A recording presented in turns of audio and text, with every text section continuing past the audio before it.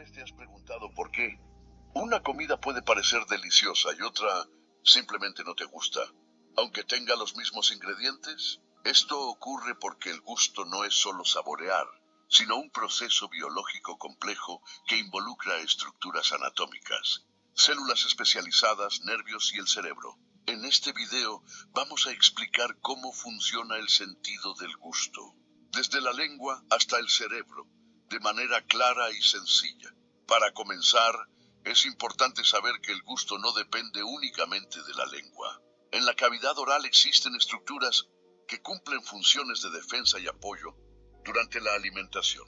Las amígdalas palatinas actúan como una barrera protectora, atrapando gérmenes que ingresan con el aire o los alimentos. Las amígdalas linguales, ubicadas en la base de la lengua, forman parte del sistema inmune y ayudan a detectar infecciones. La epiglotis funciona como una especie de tapón que se cierra al momento de tragar, evitando que los alimentos ingresen a la tráquea. Cuando este mecanismo falla, se activa el reflejo de la tos. La lengua es la principal estructura del sentido del gusto y está cubierta por diferentes tipos de papilas. Las papilas filiformes son las más abundantes y ayudan a mover los alimentos y a detectar su textura, pero no contienen botones gustativos. Las papilas circunvaladas se ubican en la base de la lengua formando una V, y cada una puede tener entre 100 y 300 botones gustativos. Las papilas fungiformes tienen forma de hongo. Se distribuyen por casi toda la superficie de la lengua y contienen aproximadamente 5 botones gustativos cada una. Las papilas foliadas se localizan en los bordes de la lengua, pero la mayoría de sus botones gustativos se degeneran durante la infancia. El ser humano puede percibir 5 sabores básicos y cada uno cumple una función importante. El sabor dulce indica la presencia de azúcares y representa una fuente de energía rápida. El sabor ácido funciona como una señal de alerta frente a alimentos fermentados o en mal estado.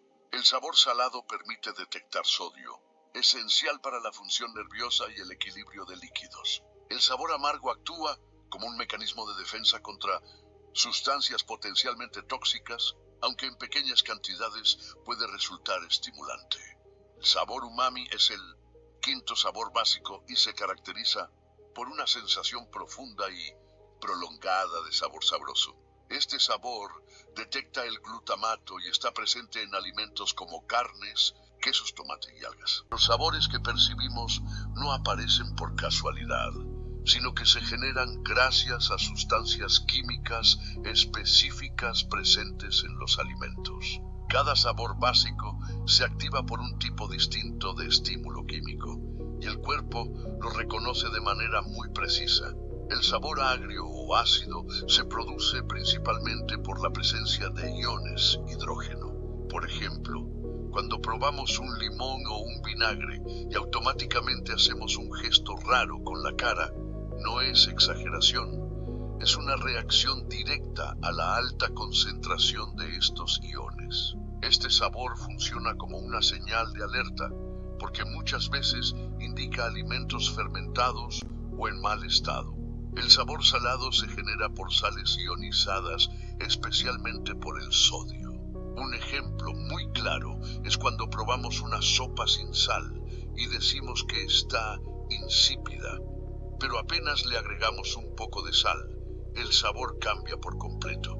Esto ocurre porque el sodio es esencial para la transmisión nerviosa y el equilibrio de líquidos en el cuerpo. Por eso, el organismo es tan sensible a este sabor. El sabor dulce se activa por sustancias como azúcares, glicoles y algunos alcoholes. Por eso, aunque no siempre lo notemos, una fruta madura, una gaseosa o incluso un chicle sin azúcar pueden producir sensación dulce.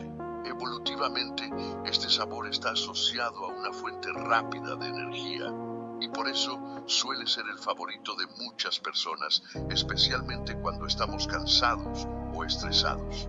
El sabor amargo se genera por una gran variedad de compuestos químicos, muchos de ellos potencialmente tóxicos. Por ejemplo, cuando alguien prueba café por primera vez y dice "esto es horrible", en realidad realidad su cuerpo está reaccionando como si fuera una sustancia peligrosa.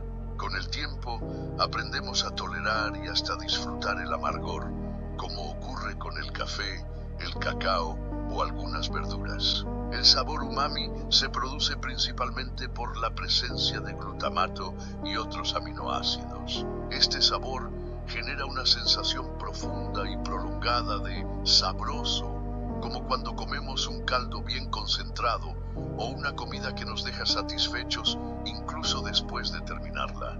Por eso, alimentos como carnes, quesos maduros, tomate y algas suelen tener un sabor tan intenso y agradable. Todos estos estímulos químicos son captados por los botones gustativos. Los botones gustativos son grupos de células sensoriales ubicadas dentro de las papilas gustativas y están formados por diferentes tipos de células epiteliales especializadas. Estas células presentan pequeñas vellosidades que entran en contacto directo con las sustancias químicas de los alimentos. Cuando comemos, estas células receptoras captan las sustancias químicas y liberan neurotransmisores. Estos neurotransmisores estimulan a las fibras nerviosas, generando un impulso nervioso. Este impulso es la señal que le dice al cuerpo qué sabor se está percibiendo.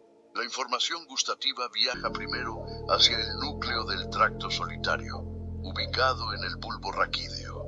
Luego asciende al tálamo, que funciona como una estación de relevo, algo así como un centro de distribución de información. Finalmente, el impulso llega a la corteza gustativa, localizada en la ínsula, donde el cerebro reconoce el sabor y lo hace consciente. Es recién en este punto donde podemos decir si algo nos gusta, no nos gusta, o incluso si nos recuerda a algún alimento de la infancia.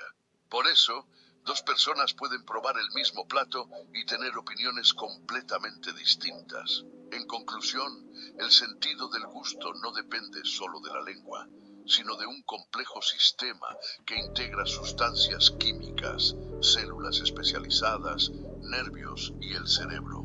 Comprender este proceso es fundamental para entender la alimentación, la nutrición y el comportamiento alimentario humano.